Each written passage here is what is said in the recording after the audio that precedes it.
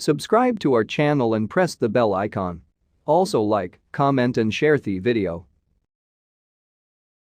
हृदय में माँ गौरी लक्ष्मी कंठ शारदा माता है।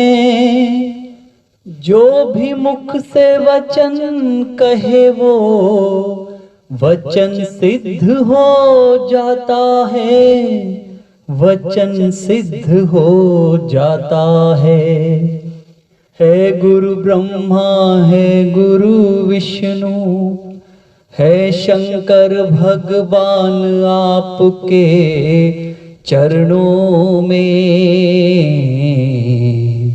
है गुरुदेव प्रणाम आपके चरणों में है गुरुदेव प्रणाम आपके चरणों में हे गुरुदेव प्रणाम आपके चरणों में।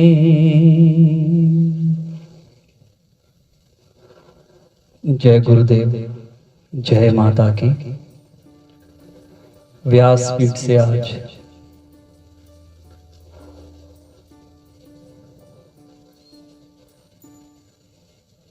गुरुजी फॉर यू चैनल से जुड़े आप सभी सब्सक्राइबर को, श्रोताओं को हार्दिक अभिनंदन, हार्दिक आभार।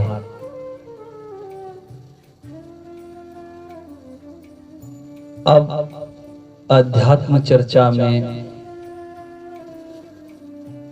हम जिन प्रसंगों को पीछे से सुनते आ रहे हैं, जिन कहानियों को सुनते आ रहे हैं, उनमें अभी तक लगभग हम कर्मों पे ही विशेष चर्चा कर रहे हैं, विशेष बात कर रहे हैं, विशेष ध्यान दिए रहे हैं कि हम कैसे कर्म करें। हमारे सभी संत महात्माओं ने, संत महापुरुषों ने, शास्त्र उपनिषदों ने हमें अच्छे कर्म करने की ही सलाह दी है, नेक कर्म करने की ही सलाह दी है। वाणी भी कहती है, लेखा धर्मराज ने मंगना पाप ना कर बंदिया, हो पाप न कर बंदिया, पाप न कर बंदिया, हो पाप न कर बंदिया। कितनी अच्छी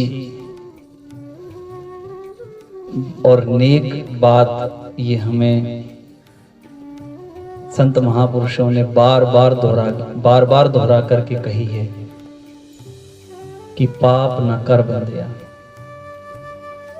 मगर हम हैं, अपनी वृत्ति से बाज ही नहीं आते हैं। काम, क्रोध, लोभ, मोह, अहंकार और उनके मद में चूर होकर हम निरंतर पाप कर रहे हैं। अब जो व्यक्ति दूसरों के लिए गड्ढा खोदता है, वो स्वयं उस गड्ढे में गिरने का अधिकारी बन जाता है। इसीलिए आप कभी ऐसा कोई काम, ऐसा कोई कार्य ना करें जिसका परिणाम आपको ही भोगना पड़े, और वो भी ऐसा कि जिस पे आपको उसके बाद पछतावा हो कि ये मैंने क्या किया, या ये मुझसे क्या हुआ, या ऐसा मुझसे क्या हुआ। आज की एक सच्ची घटना जो हमारी अंतर आत्मा को झंझोड़ सकती है, आपके बीच एक बहुत ही गरीब व्यक्ति गांव में परिश्रम कर मेहनत कर अपने परिवार का पेट भर रहा था। काफी मेहनत करने के बाद 2 समय की रोटी ही जुटा पाता था। परिवार में एक वो, एक उसकी पत्नी और एक उसकी मां। विवाह के काफी वर्ष तक उन्हें संतान की प्राप्ति नहीं हुई। उसके लिए भी वो चिंतित था। अब जैसे कैसे उसका ध्यान तो उदर पूर्ति की ओर था कि मैं पहले इन 3 लोगों के लिए पेट भरने का कोई साधन तो बनाऊं जो निरंतर बने, तभी मैं आगे की सोचूं। पर इस चिंता और इस परेशानी में ज्यों-ज्यों समय बीत रहा था, एक दिन एक अनजान व्यक्ति से मार्ग में उसकी भेंट हुई और वो दोनों उसी मार्ग पर कुछ दूर तक साथ चले। बोले, भाई तुम इतने चिंतित और परेशान हो, क्या बात है? उस दूसरे गरीब व्यक्ति ने कहा, भाई मैं काम की तलाश में हूं, कोई काम ऐसा हो जिस काम से मुझे मेरे परिवार के लिए गुजारे लायक व्यवस्था बन जाए। बोला, भाई मैं भी बहुत ज्यादा धनवान तो नहीं हूं। दूसरे व्यक्ति ने कहा, हाँ इतना है कि मेरे पास कुछ पूंजी है, क्यों ना हम मिलके कोई ऐसा व्यवसाय करें जिससे मुझे तुम्हारी जरूरत से एक व्यक्ति का सहयोग भी प्राप्त हो जाएगा और तुम्हें उस काम में मेरी मदद करने का अवसर भी मिल जाएगा, तो इससे हम दोनों का कार्य सिद्ध हो जाएगा। तो उस गरीब व्यक्ति को वो बात कुछ समझ में आई। उसने कहा, ठीक है। उन दोनों ने वो काम शुरू किया। धीरे धीरे दोनों ने लगन और बड़ी मेहनत के साथ उस काम को जमाया। वहां से एक शहर में उस काम को ले गए। अब प्रभु कृपा से दिन दुगना रात चौगुना उस काम में उन्नति होने लगी। दोनों बहुत खुश, दोनों का परिवार भी कुछ सुख सुविधाओं से संपन्न होने लगा। अब एक दिन जिस व्यक्ति ने उस काम में पूंजी की मदद की थी, वो अपने दूसरे गरीब मित्र से कहता है कि भाई मेरे पास बंबई से एक तार आया है, वहां से हमें कुछ पैसे लेने हैं और वो पैसे के लिए बुला रहा है, तो मैं जाकर के वहां से वो पैसे ले आता हूं। अगर तुम्हारी साथ चलने की इच्छा हो, शहर देखने की इच्छा हो तो चलो। तो गरीब मित्र ने कहा, हाँ भाई मैं भी साथ चलता हूं। तो दोनों ने वहां से प्रस्थान किया और बंबई जैसे महानगर में पहुंच करके पहले दिन घूमना फिरना आनंद किया और दूसरे दिन उस जिस व्यक्ति से वो पूंजी लेनी थी उससे वो पैसे लिए। रकम काफी ज्यादा थी, लेकर के दोनों जिस होटल में ठहरे थे वहां आ गए। अब जो गरीब मित्र था, उस मित्र के मन में इतनी पूंजी को देख करके लालच आ गया। लालच आ गया। अब वो ये सोच रहा है कि ये सारी पूंजी मेरी कैसे हो सकती है, कि मैं इसे अपने पास कैसे रख सकता हूं, कैसे ले सकता हूं। अब रात को खाना खाने के बाद उसके मन में जो लालच के घोड़े दौड़ रहे थे, एक विचार आता है कि क्यों ना मैं मेरे इस मित्र को मार दूं और ये सारी पूंजी मैं अकेले ही रख लूं। अब उसने कहीं से जहर का प्रबंध किया और रात को दूध में उस जहर को मिला करके अपने मित्र को पिला दिया और वो जहर पीने के बाद उसका वो मित्र मर गया। अब सुबह जल्दी उठा, उसे अपने साथ कांधे पे सहारा देकर के नीचे लाया और होटल के एक कर्मचारी को बोला, भाई इसका स्वास्थ्य थोड़ा ठीक नहीं है, मैं पास के किसी हॉस्पिटल में इसे दिखा करके आता हूँ। वहां से उसने एक टैक्सी ली और उस टैक्सी को किसी दूर क्षेत्र में ले जाने के लिए कहा कि कहीं दूर समुद्र किनारे ले चलो। अब वहां उस ड्राइवर को उसने कहा कि तुम मेरे मित्र को उतारने में मदद करो और तुम जाओ। उसको उसके पैसे दिए और वो टैक्सी वाला चला गया। अब उसने दाएं देखा, बाएं देखा, इधर उधर देखा, कहीं कोई देखने वाला नहीं था और एकांत में समुद्र में उसको उसने धक्का दे दिया। अब वो मर तो पहले ही चुका था। अब उसने सोचा कि इसकी लाश को ठिकाने लगाने का ये सबसे अच्छा स्थान है। उसने उसको वहां समुद्र में छोड़ दिया। वापिस होटल आया, होटल आकर के होटल वाले के पैसे दिए, वो सारी पूंजी उठाई और जहां अपना शहर था, जिस शहर में वो व्यवसाय कर रहे थे, वहां लौट आया। वहां आकर के अपनी दुकान पे जहां उनका कारोबार चल रहा था वहां पहुंचा। एक दिन बीत गया तो जो दूसरे मित्र के परिजन थे वो चिंतित हो गए। उन्होंने पूछा, भाई तुम तो आ गए, हमारा बच्चा क्यों नहीं आया, हमारा बेटा क्यों नहीं आया? तो उसने कहा, जी उसने मुझे कहा था कि तुम जाओ, मैं पीछे से 1-2 दिन बाद आ जाऊंगा। अब ऐसे में उसके मन का जो भय था वो उसे चिंतित भी कर रहा था, क्योंकि कर्म ऐसा करके आया था। देखिए हमारे कर्म, हमें जब कोई हम बुरा कर्म करते हैं ना तो अंदर से शांति या सुकून, हमें चैन नहीं मिलता है, कहीं ना कहीं वो खटका हमें लगा ही रहता है। तो क्योंकि आत्मा हमें उस चीज के लिए बार बार अंदर से कचोटती रहती है, मगर वो तो लालच की जो आंखों पे पट्टी पड़ी है, उस पट्टी के कारण हम उसे स्वीकार ही नहीं करते हैं, उसका आनंद लेते हैं कि नहीं मैंने जो किया वो ठीक है। समय बीता, उस पैसे से उसने उस कारोबार को और बढ़ाया, इतना बढ़ाया कि उसके पास अच्छी कोठी, बंगला, कार, बहुत वैभव, अब बहुत धनवान हो गया वो। कहाँ एक छोटे से कच्चे किराए के टूटे फूटे मकान में रहने वाला, 2 समय की रोटी का प्रबंध करने के लिए मारा मारा फिरने वाला व्यक्ति, और कहाँ अब नौकर चाकर, सब कुछ ऐशो आराम है उसके पास। अब देखिए वो, उसकी पत्नी और वो बूढ़ी माँ, समय बीतता गया तो वो बूढ़ी माँ भी स्वर्गवास कर गई। अब पैसा आ गया तो अब उसकी पत्नी और उसने अपने दोनों का जो संतान उत्पत्ति के लिए कोई इलाज करवाया, उस इलाज से, उस ईश्वर कृपा से उन्हें एक संतान हुई, लड़का प्राप्त हुआ। वो बहुत खुश, अब उसकी खुशी का ठिकाना नहीं कि देखो मेरे पास धन दौलत शोहरत ऐश्वर्य सब कुछ है, और एक जो ये कमी मेरे जीवन में थी वो भी पूरी हो गई, अब मुझे संतान की प्राप्ति हो गई। अब वो बच्चा धीरे धीरे धीरे बहुत अच्छे स्कूल में पढ़ा बड़ा हो रहा है।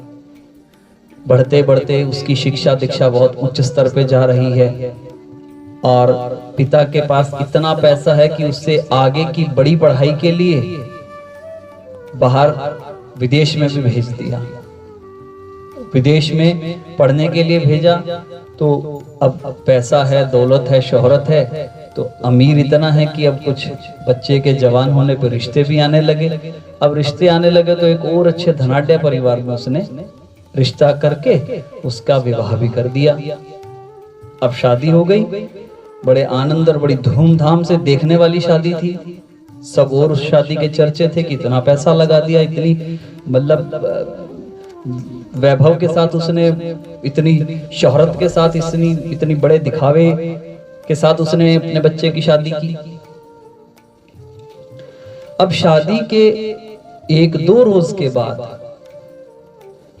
उस लड़के को अकस्मात थोड़ा सा रात्रि में बुखार हुआ। थोड़ा सा बुखार था तो डॉक्टर को बुला करके दवाई दिलवा दी। बुखार 2-3 दिन उतर गया, फिर बुखार हो गया, फिर 2-3 दिन उतर जाता, फिर बुखार हो जाता। जैसे वो दवाई देते वो कुछ ठीक हो जाता, फिर बुखार हो जाता। अब बड़े हॉस्पिटल में उसको दिखाया, सभी टेस्टिंग वेस्टिंग कराई, सब ठीक है, मगर बुखार है कि उतरने का नाम नहीं ले रहा। उतरता है तो बस दवाओं से उतर जाता है, तो फिर चढ़ जाता है। तो काफी समय उसका इलाज जब उस बड़े शहर में करवाने के बाद किसी ने कहा भाई बाहर विदेश में एक डॉक्टर है, वहां ही इसको दिखा लो, शायद वहां इसका इस बीमारी का इलाज मिल जाए, जो भी इसे अंदर तकलीफ है। अब वो जी उस बेटे को लेकर के, अपनी पत्नी को लेकर के विदेश में उसके इलाज के लिए चला गया। कारोबार यहाँ पीछे नौकर चाकर संभाल ही रहे थे। अब जब वो व्यक्ति, उसकी पत्नी और उसका बेटा और उसकी बहू जब विदेश में इलाज करवा रहे थे, तो वहां के डॉक्टरों ने हर संभव कोशिश की, इलाज की वो हर प्रक्रिया उसके ऊपर अब आजमाई कि ये किसी तरह से इसका ये रोग ठीक हो जाए, मगर वो रोग ठीक होने का नाम ही नहीं ले रहा। तो अब एक दिन डॉक्टरों ने भी काफी समय के बाद जब इतनी मेहनत कर ली, तो थक हार के कहा कि अब ये कुछ ही दिनों का मेहमान है, हम और कुछ नहीं कर सकते। अब वो व्यक्ति तो माथे पे हाथ रख के बैठ गया, कहने लगा ये क्या हो गया। अब शाम का समय वो इसी चिंता में डूबा हुआ था। अब उस कक्ष के अंदर, जिस कक्ष में वो उसका बेटा सो रहा है, लेटा हुआ है, वहां वो व्यक्ति बैठा हुआ है और उसका बेटा मंद मंद मुस्कुरा रहा है। उसके पिता को लगा कि शायद किसी दवाओं का ऐसा असर हो गया है जो ये पागलों की तरह ऐसे मुस्कुराया हंस रहा है, अकारण हंस रहा है, कोई कारण ही नहीं है। वो कहने लगा आप मेरी ओर देखिए। उसके पिता ने कहा मैं तुम्हें ही देख रहा हूं। उसने कहा नहीं, मेरे चेहरे को देखिए। उस व्यक्ति ने कहा मैं तुम्हारे चेहरे को ही देख रहा हूं। तो कहने लगा तुमने मुझे पहचाना नहीं। कहने लगा तू तो मेरा बेटा है। कहता नहीं, गौर से देखिए और पहचानिए मैं कौन हूं। उस व्यक्ति ने फिर कहा तुम मेरे बेटे हो। कहने लगा भाई मैं तुम्हारा वही मित्र हूं जिसे तुमने जहर दे करके मार दिया था। ओहो, कितनी बड़ी विडंबना। यह है कर्मों का लेखा, यह है कर्म फल। तो यहां पे भी अगर हम कर्मों की बात कर रहे हैं तो ये जानना अति आवश्यक है कि कर्म हमारे अंग संग ही रहते हैं। उसका फल तो हमें उसके शुभ अशुभ के अनुरूप भोगना ही पड़ता है, मिलता ही है। कर्मों की है ये माया,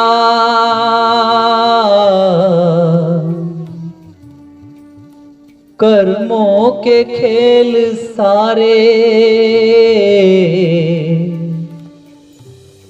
कर्मों के इस जहां में क्या क्या अजब नजारे, क्या क्या अजब नजारे। ये कर्मों की माया है। अब उसका माथा ठनका कि ये वही मित्र है। उसने कहा हाँ, मैं तुम्हारा वही मित्र हूं जिसे तुमने जहर दे करके धोखे से, विश्वासघात से, लालच के वशीभूत आकर के मार दिया था। मैं वही हूं। तुम्हारा इतना कर्मों का हिसाब था कि जितना तुमने मुझसे उस लालच में लूटा था, अब तक मेरे इलाज पर तुम्हारी वो सारी पूंजी लग चुकी है। अब मेरी मृत्यु के उपरांत जो मेरी मृत्यु भोज तुम करोगे, वो 20-30 हजार रुपए का जो और मेरा हिसाब रह गया वो चुकता हो जाएगा। वो सारा हिसाब कर्मानुसार पूरा हो जाएगा। तो एक दिन के उपरांत जब वो उसका बच्चा मर गया, अब वो बिलख बिलख के रो रहा है। अपने आप को आत्मगिलानी से भर के रो रहा है कि ये मुझसे क्या हुआ है। भगवान मुझे माफ कर देना, मुझे क्षमा कर देना। पर कर्मों का लेख है, जब ये सोच ये विचार करना चाहिए था तब नहीं किया, अब पछताए होत क्या, जब चिड़िया चुग गई खेत। अब पछताने से क्या होगा। ये विचार तो पहले करना चाहिए था कि ये मैं क्या कर रहा हूं, ये धोखा, ये विश्वासघात मुझे नहीं करना चाहिए। तो कहते हैं गुरु से कपट, गुरु से कपट, मित्र से चोरी, या हो निर्धन या हो कोढ़ी। तो ये हमें सीख है कि अपने कर्मानुसार हमें जो फल भोगना है उसमें हम अगर अच्छा फल चाहते हैं, मीठा फल चाहते हैं, रसीला सुखद फल चाहते हैं, तो हमें अच्छे ही कर्म करने हैं और उन अच्छे कर्मों के लिए विचार निरंतर करना है। गुरुजी फॉर यू चैनल के माध्यम से आप सबके बीच आज का ये जो प्रसंग है, जो सच्ची घटना है, इसे यहीं विराम करते हैं। आप ज्यादा से ज्यादा गुरुजी फॉर यू चैनल को सब्सक्राइब करें, लाइक करें और शेयर जरूर करें। हरि ओम तत्सत।